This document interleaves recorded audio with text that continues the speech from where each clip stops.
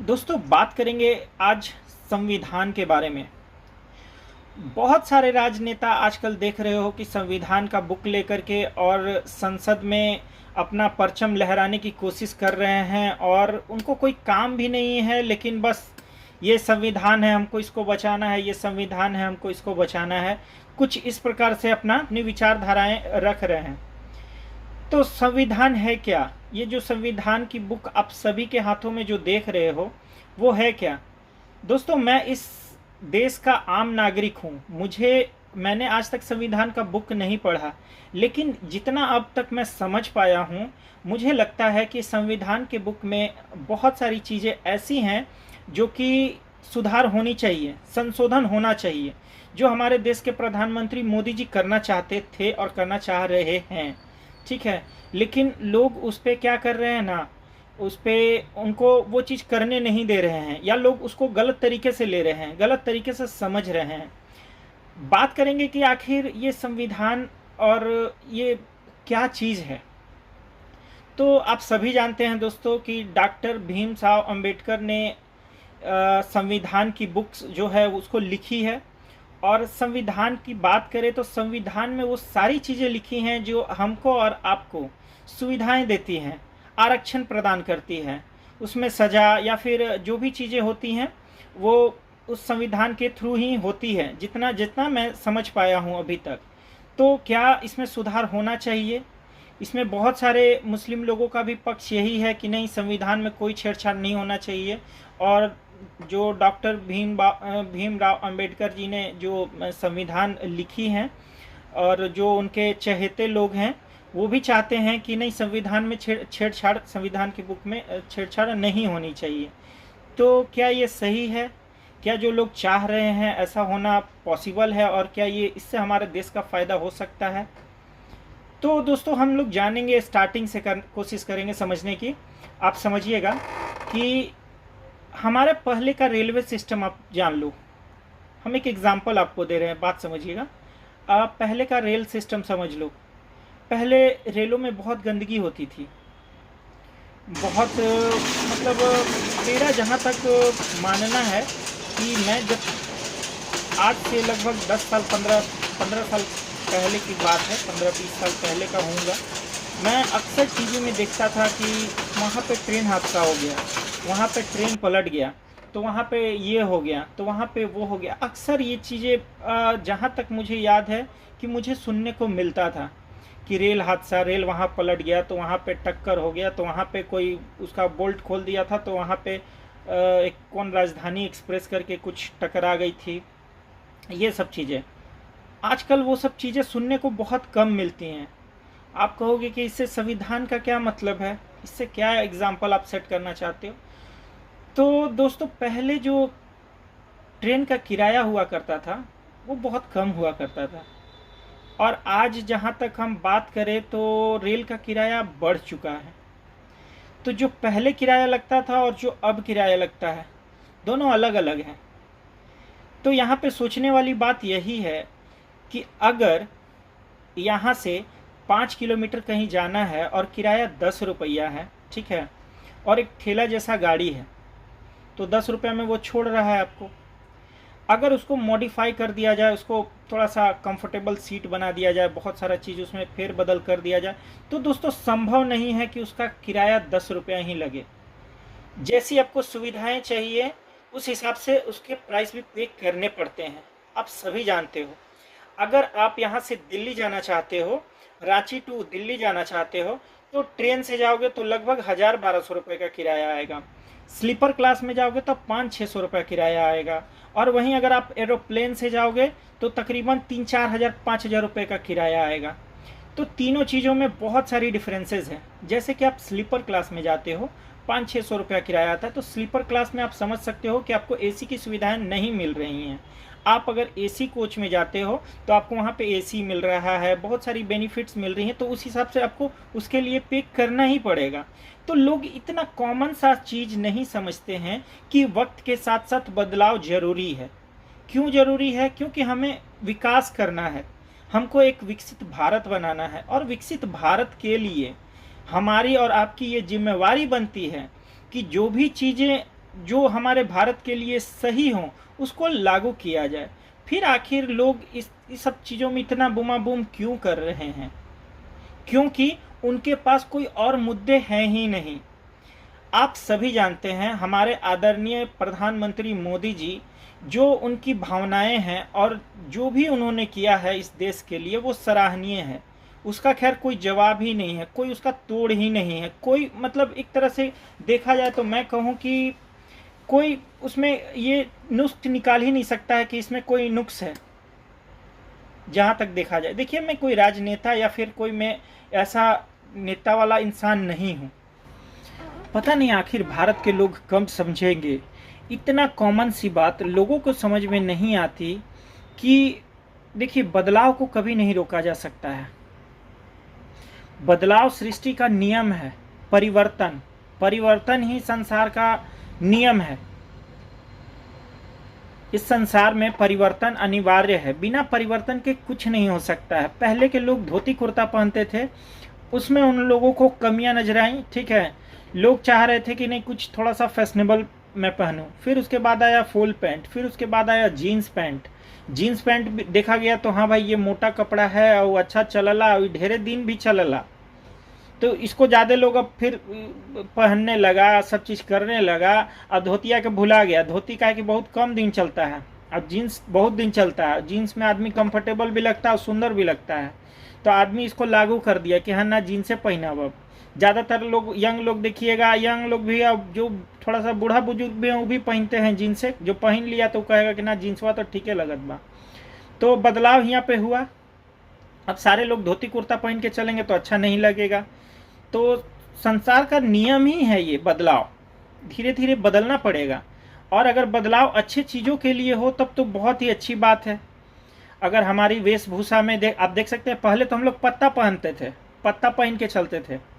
तो पत्ता पहनने के साथ साथ अब हम लोग की बुद्धि खुला, तो हम लोग देखे कि ना अब हम लोग कपड़ा उपड़ा बना सकते हैं। तो कपड़ा बना के आजकल कपड़ा से पहन न रहे हैं जी। कपड़ा से तन ढक रहे हैं कि नहीं ढक रहे हैं, बोलिए।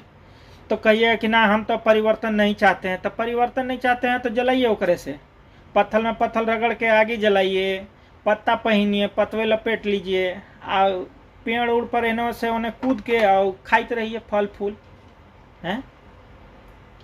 ऐसा नहीं होता है। देखिए, संसार का नियम है बदलाव। और अगर बदलाव अच्छे चीज़ों के लिए हो तो हमें और आपको अपनी राय रखनी पड़ेगी और अपना समर्थन देना पड़ेगा। अयोध्या के वासी जो लोग हैं उनके मन में भी यही चीज़ें थी। अयोध्या में क्या हुआ दोस्तों, देख लीजिए। अयोध्या में मोदी जी ने वहाँ पे राम मंदिर बनवाया।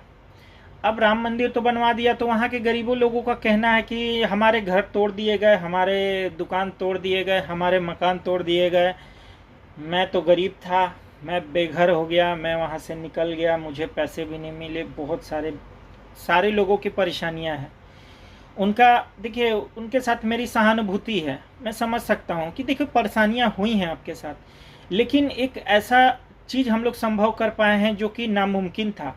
और कोई भी अगर राजनेता रहता तो मुझे नहीं लगता था कि ये कभी संभव था, भी कभी संभव नहीं हो पाता। वहाँ पे देख लीजिए, इतना आलीशान राम मंदिर का निर्माण किया गया। अब लोग कहेंगे कि राम मंदिर से मुझे क्या फ़ायदा, मेरा तो ज़मीन चला गया, मेरा तो ये चला गया, मेरा तो वो चला गया। तो कॉमन सेंस वाली बात ये है कि ठीक है, वहाँ पे राम मंदिर का निर्माण किया गया। हमारे देखिए मर्यादा पुरुषोत्तम श्री राम, जो कि एक भारत के या फिर पूरे सृष्टि या फिर सारे लोगों के लिए, जितने भी सनातन धर्म के लोग हैं उनके लिए वो सर्वोपरि हैं, ठीक है। उनकी जो विचार थी, उनके जो मतलब रहन सहन, वो जो भी चीज़ें हम लोगों को सिखा करके गए और उनके प्रति जो भी चीज़ें हैं वो चीज़ हम लोग कभी कर नहीं सकते हैं। उनके राहों पे अगर कोई इंसान चल गया, जो वो चीज़ें बोले हैं और जो भी चीज़ें उन्होंने करी हैं, अगर वैसा कोई कर लिया तो वो वाकई में भगवान है। आप खुद से देखो कि उन्होंने वनवास काटा था। वो दूसरे दिन राजा बनने वाले थे, लेकिन सोचिए उनको क्या हुआ कि उनको वनवास काटना पड़ गया। वो दूसरे दिन राजा बनने वाले थे और निर्णय आया कि नहीं, तुम्हें वनवास मिलेगा। मतलब वनवास का मतलब होता है कि जो जंगल होता है, वन, वन में तुम वास करोगे, मतलब वन में जाओ और वन में ही तुम अपना सारा जीवन वहीं पे बिताओगे। 14 साल का वनवास काटो, मतलब कि आपको 14 साल वन में भटकना है, वन में ही रहना है। अगर आप बच गए, रह गए, तो आप 14 साल के बाद आ जाइएगा, ऐसे होगा वैसे होगा।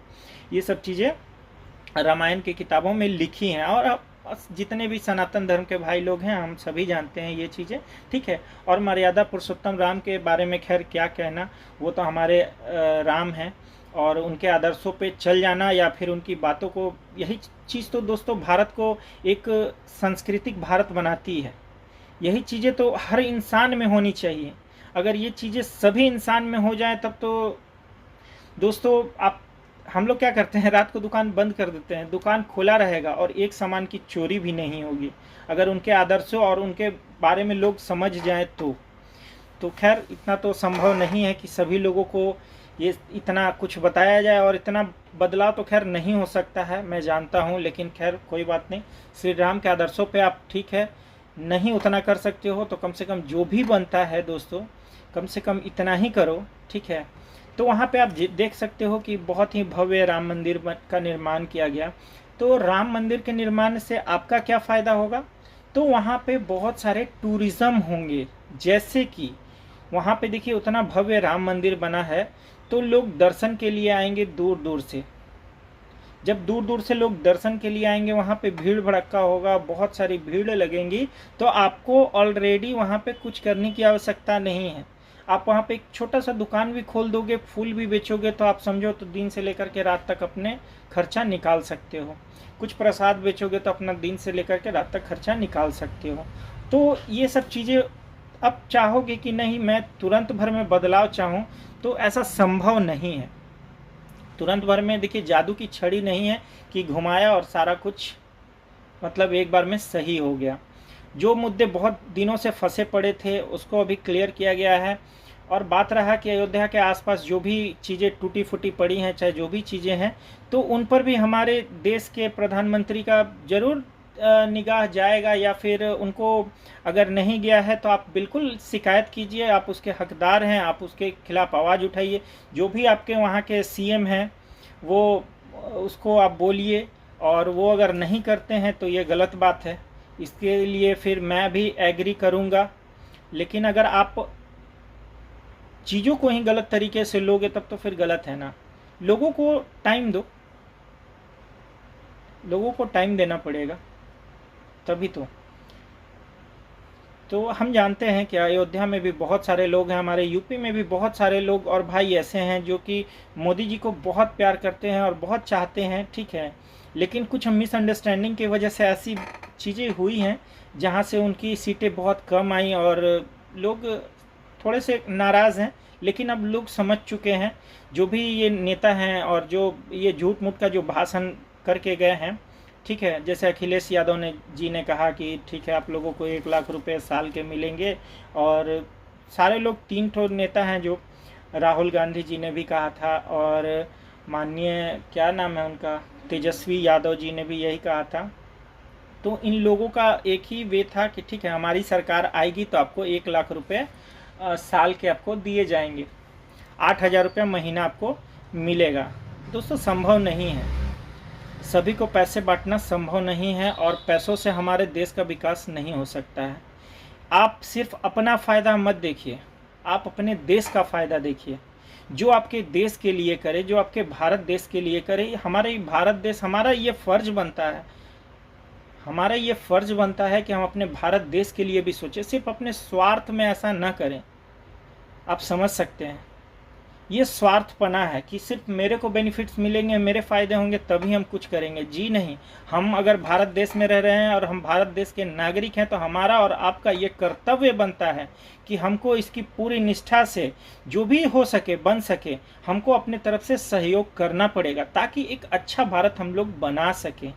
आज क्या है भारत में, क्या है आप देख सकते हो कि लोग पानी के लिए तरसते हैं, लोग खाने के लिए तरस रहे हैं, लोगों के पास अच्छी सुविधाएं नहीं है, मूलभूत सुविधाएं जैसे कि पानी तो खैर बहुत ज़रूरी है, पानी हो गया, आवास हो गया, और 3 टाइम का खाना हो गया, ये सब तो कम से कम नॉर्मल सी सुविधाएं हैं। शिक्षा हो गई, हमारे यहाँ स्कूल भी व्यवस्था भी ठीक नहीं है।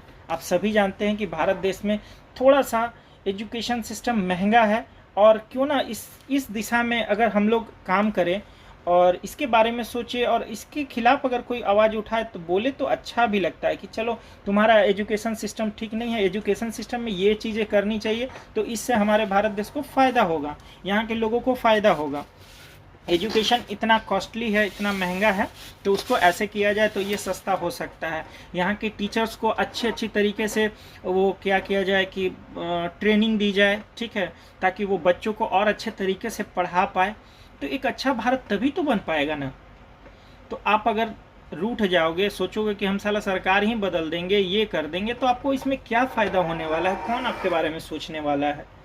कोई नहीं सोचता है किसी के बारे में, ठीक है। ये तो पहले हमारे ऐसे नेता हैं जो कि बहुत चर्चित और बहुत पॉपुलर और बहुत ही मतलब निष्ठा से कार्य कर रहे हैं, तो इनकी निष्ठा और इनके नियत पे काइंडली शक मत कीजिए। आप सभी लोगों से हमारी ये विनती है। काफ़ी अच्छे नेता हैं और ये अपना काम अच्छे तरीके से कर रहे हैं। तो बात रहा कि संविधान में फेरबदल का, तो संविधान में फेरबदल अगर हमारे भले के लिए होता है तो करना ज़रूरी है। इसमें तो मैं अपनी राय कहूँगा कि ठीक है, अगर कुछ फेरबदल करने से हमारे भारत का फ़ायदा होता है तो ठीक है।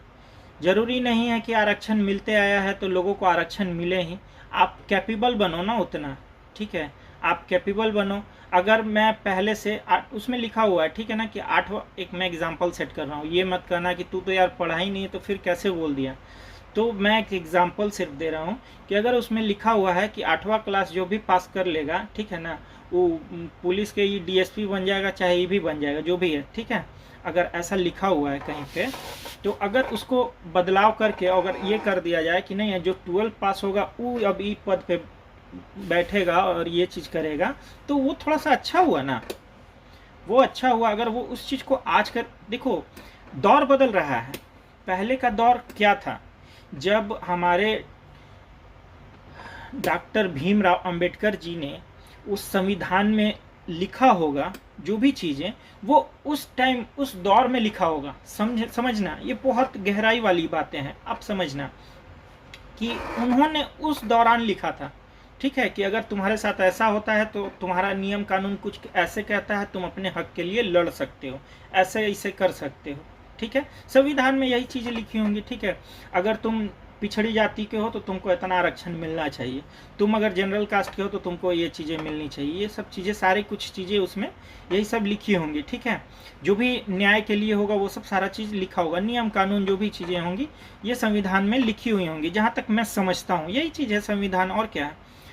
तो अगर इसमें कहीं कोई चीज़ अगर बदलाव करने से हमारे भारत का फ़ायदा होता है तो सही है ना दोस्तों। वो उस दौरान लिखे थे, उस टाइम में, उस टाइम के लोग कैसे थे, क्या थे, किस प्रकार से रह रहे थे और किन किन चीज़ों की उनको ज़रूरत थी, उस हिसाब से लिखा हुआ था। अगर उसमें कुछ फेरबदल करके और अगर अच्छा आपके और हमारे लिए हित के लिए सोचा जाए तो क्या बुरा है, क्या बुरा है। ऐसा तो नहीं किया जा रहा है ना कि कोई किसी का एकदम माने गला घोट दिया जा रहा है या गला दबा दिया जा रहा है। उसमें संशोधन किया जा रहा है कि हाँ ये चीज़ें गलत हैं, चलो इसको ऐसे कर दिया जाए, ये चीज़ें हैं तो इसको ऐसे कर दिया जाए। समझो, बातों को समझो, ठीक है, मैं क्या कहना चाह रहा हूँ। तो इसमें तो खैर कोई गलत बात नहीं है। फिर लोग क्यों इतना बुमा बुम कर रहे हैं यार, बस एक दूसरे को देख करके ना ऐसे नहीं होना चाहिए, वैसे गलत बात है। सरकार की नीयत पे शक नहीं करना चाहिए। हमारे जो भारत देश के सरकार हैं बहुत ही सही तरीके से और बहुत ही सराहनीय तरीके से कार्य कर रहे हैं। आप देख सकते हो कि संसद में अभी हमेशा विपक्ष लोग खड़े हो जा रहे हैं। क्यों खड़े नहीं होंगे भाई, अब हम लोग उन लोगों को वोट दे करके और उनके प्रति विपक्ष के लोगों को खड़ा तो कर दिया है। अब वो अच्छा कार्य करना चाह रहे हैं तो वो रोक रहे हैं। देख रहे हो ना, संसद को भंग कर दे रहे हैं, बोलने ही नहीं दे रहे हैं। अब पहले वहाँ पर एक एग्जाम्पल, पहले वहाँ पर 10 जन थे, अब वहाँ पे भाई आप लोग जितवा करके उनको 50 सीटें करवा दिए हैं, तब 50-100 सीटें कर दी हैं तो वहाँ 50-100 जन खड़ा हो गया। पहले 40-50 को आदमी बोलता था, मान के चलिए 150 के बीच अगर 40 गो आदमी बोलेगा तो उसको महत्व उतना नहीं पड़ेगा।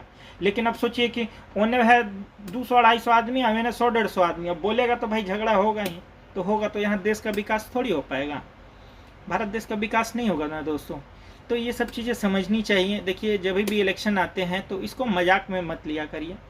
हमारा भारत देश देखिए तभी विकास करेगा जब हम और आप इसको विकास करते हुए देखना चाहेंगे, और हमारे और आपकी इसमें निष्ठा रहेगी। तभी हमें अपनी निष्ठा दिखानी होगी, हमें अपना समर्पण दिखाना होगा कि भारत देश के प्रति हमारा समर्पण है। दोस्तों ये हमारी भूमि है, जन्मभूमि है, और जन्मभूमि ही कर्म भूमि होती है दोस्तों। तो ऐसा नहीं करना चाहिए, ठीक है। हमारे देश के जो प्रधानमंत्री नरेंद्र मोदी जी हैं, काफ़ी अच्छा काम कर रहे हैं। तो काइंडली प्लीज़ सभी लोगों से हमारी यही राय है, और जितने भी लोग पढ़े लिखे हैं या नहीं भी हैं, हम जानते हैं आप सभी भले लोग हैं और सभी सही इंसान हैं। थोड़ा सा देखिए जब देश में इस तरह का बात होता है ना, तो लोग इधर उधर थोड़ा सा भटक जाता है कि हाँ ठीक कह बाबू, जैसे कह बाबू ऐसा ही करें। तो काइंडली ये सब चीज़ भी नहीं करिए, अपने दिमाग से सोचिए। जरूरी नहीं है कि हमारा फ़ायदा होगा तभी हम उस चीज़ को वोट करेंगे या वोट देंगे। कभी कभी हमारा फ़ायदा नहीं भी होता है तो हमें वोट और हमें उसके तरफ रहना चाहिए, ये चीज़ देख करके कि क्या जो अगला कर रहा है वो सही है कि नहीं है। वो तो देश के लिए ना कर रहा है। जरूरी थोड़ी माही कि हमारा साला रुपया पैसा मिली तबे हम साला सब चीज़ करब, अब अपन फ़ायदा जब रही तबे हम सब चीज़ करब, ऐसा तो ज़रूरी नहीं है। देश का भी फ़ायदा देखना ज़रूरी है। तो अपनी बातों को मैं यहीं पे विराम देता हूँ। उम्मीद करते हैं कि आपको हमारी कुछ बातें समझ में आई होंगी, और जितने भी लोगों को समझ में आई होंगी तो इस वीडियो को कर दीजिएगा लाइक। अगर आप हमसे जुड़ना चाहते हैं तो हमारे चैनल को कर दीजिए सब्सक्राइब, और मिलेंगे फिर अगले किसी वीडियो में। प्लीज़ कॉमन सेंस अपने अंदर रखिए, और लोगों से जो भी लोग कह रहे हैं उसको इग्नोर करके अपने दिमाग से भी ये चीज़ें सोचिए कि क्या आपके लिए सही है और कौन सी रास्ते आपके लिए गलत हैं। अपना फ़ायदा नहीं देखें, अपने देश का भी फ़ायदा देखना अपना फ़ायदा ही होता है। घूम फिर के वो हमारे फ़ायदे के लिए ही चीज़ें होंगी। बात करेंगे अगले वीडियो में किसी और नए टॉपिक के साथ। विराट सिन्हा को दीजिए इजाज़त। जय श्री राम।